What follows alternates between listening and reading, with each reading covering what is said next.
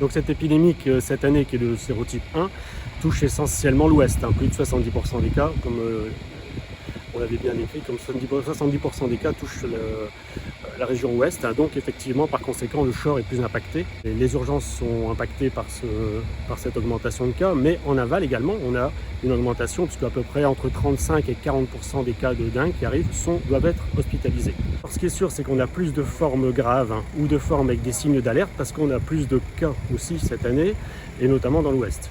Après, il ne faut pas mélanger les signes d'alerte et les formes graves. Les signes d'alerte, c'est des signes qui vont apparaître vers le 4e, 5e jour, avec des fatigues extrêmes, des vomissements, des intolérances alimentaires.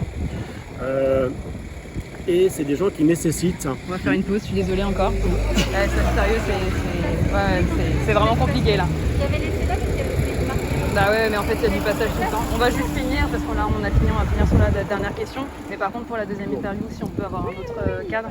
Là on a jonglé avec les voitures. Voilà, donc je disais que il y a les patients qui arrivent avec des signes d'alerte, souvent c'est des signes qui apparaissent vers le 4e, 5e jour du début des symptômes, du début de la dengue. C'est des signes qui sont essentiellement des intolérances alimentaires, des vomissements, des asthénies, des altérations de l'état général, des fatigues extrêmes, et ça nécessite quand même une hospitalisation parce que ça va entraîner des complications par la suite.